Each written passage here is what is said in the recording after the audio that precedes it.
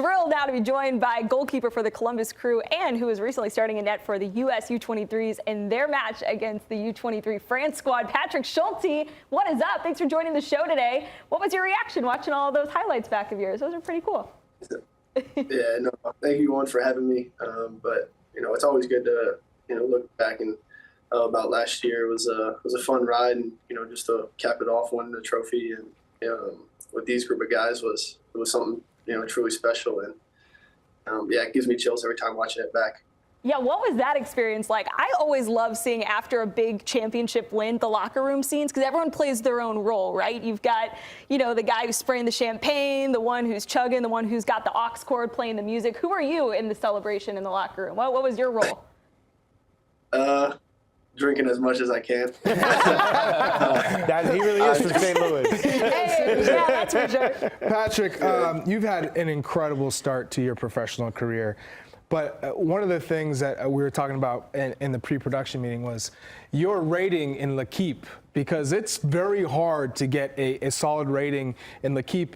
You guys did kind of the impossible, given that all the hype was built around this French under-23 side, and yeah, they had some injuries and some virus going through the team, but you guys really performed well from start to finish. You had created opportunities, you defended really well, and you came away with a result in a match that I think was, a lot of people thought was going to be one-sided.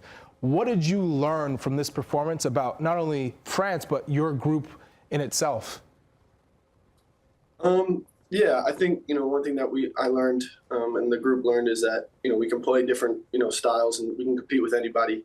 We had to problem solve throughout the game, and, they had a lot of the ball, but we figured things out as the game went on, and we don't have quit in this team. We have 1 through 20 guys. It's whoever's on the field is going to perform and is going to put their best foot forward. And, it might take all 90 minutes, but we have a group of guys that, can get the job done, and we don't quit. And so it was, obviously we wanted to win, but, to show that we can, compete with anybody, it's a good, mental thing for this group and good for us going forward. Patrick, you won MLS with MLS Cup in your rookie season, which is obviously a huge deal. You won MLS Next Pro the year before that. Now you're on the US Under-23 team. Things seem to be going well. Cap for the full team. Yeah, got a cap for the full team. Your name's starting to be coming up in rumors. How hard is it? I mean, is that stuff flattering? Does it make it a bit more difficult to just focus on the match to match, which I know every professional athlete says they just take the next match as in hand? Or do you think that helps give you more confidence? It helps you go out there and want to play a little bit harder? Definitely, I just try and focus match to match, but I definitely try and stack things from the past on top of each other to give me more confidence. I don't try and look at the future. I just try and build on the past, and obviously winning trophies, representing your country. These little things definitely help your confidence. But also I think the group of guys that I'm with each and every day, the coaching staff, they definitely one, keep me humble and grounded, but two, push me to be better and focus on the task at hand and not the focus on the past or worry about what's the future is going to have.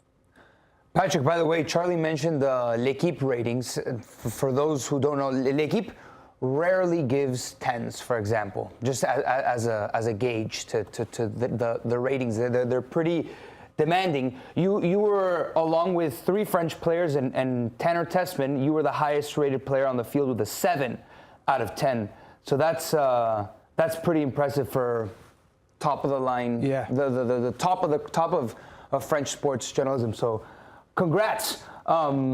Big things. Where do you visualize yourself from here, let's say 10 years out? Honestly, I don't think I've thought that far. But obviously I just want to win as much as I can, win as many trophies, play every game that I can, and hopefully just kind of continue to grow my career. And, ultimately, short term, obviously I want to, represent my country, in the Olympics, World Cups. But, every club team, wherever I'm at, just win as much as I can, play as much as I can. And, at the end, I think that would be, for me, a successful career. All right, Patrick, I don't know if you're going to have the L'Équipe rating framed and hung up above your bed or something, but Tony Miola, who is, of course, a legendary U.S. men's national team keeper and works with our team here at CBS, he's incredibly high on you as well. Number one, what's it like to have a guy like Tony Miola complimenting your game, and what goalkeepers have you really looked up to in your time growing up and trying to learn from the very best? Yeah, it's an honor to have guys like that praise me, but I still got a long way to go. So hopefully I can live up to what he thinks. But I think growing up it was always Tim Howard, just because that's when I started transitioning to goalkeeper was when he was killing it at the World Cup. So definitely always kind of looked up to him and wanted to have a career like him. But I watched a lot of Neuer growing up, just playing out the back, being courageous, ball at your feet, sweeper, keeper, and just making crazy saves. That's a good role model to have, Patrick. I'll tell you that right there. Timmy Howard was as quick as they come. That was the best goalkeeper I had a chance to play with and train with. But in saying that, you've had obviously conversations with Greg Berhalter, I'm sure. Where do you need to improve the most? Because we've seen a lot of keepers come out of MLS and fantastic in terms of just doing your job, preventing the ball from going in the net. But we're seeing now a progression with keepers in starting the attack, controlling the tempo, building out with your feet. What is it that you need to focus on? Yeah, I think, kind of, as you said, those aspects, I got to continue to grow and continue to, grow with the ball at my feet, starting attacks. But for me, it's my presence within the goal, just be demanding and but being like that calming presence that my defense and the team in front of me can always rely on me, and being able to make those, match defining saves to keep us in games or, to win us ultimately to win us games. So I think, those areas are areas that, I personally want to continue to grow and hopefully take that next step in my career. Patrick, I don't think we've ever asked you this. Who do you support? Do you support any specific club, like obviously outside of Columbus Crew? No, I just kind of focus on, where I'm at. Obviously, I want to see, I'd say St. Louis do well just for my hometown, but. He's an Everton fan. I was going to say. You're an Everton fan. I was going to say, that sounds like a United fan to me. I don't want to say it on camera, not this season.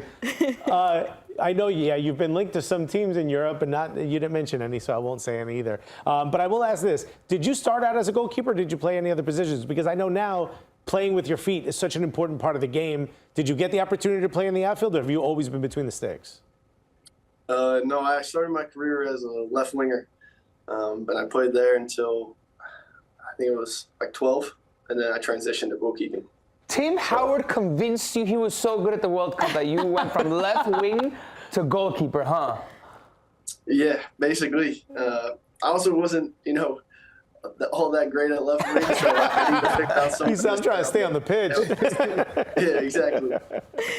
Yeah, Patrick, I've talked to different goalkeepers before who have said that, to be a goalkeeper, you got to be a little bit, I don't know, crazy, I guess. Like, do you feel like that mentality is something when they were like, hey, you're moving into goal, you're like, yeah, I got this. I've got the right mentality for it.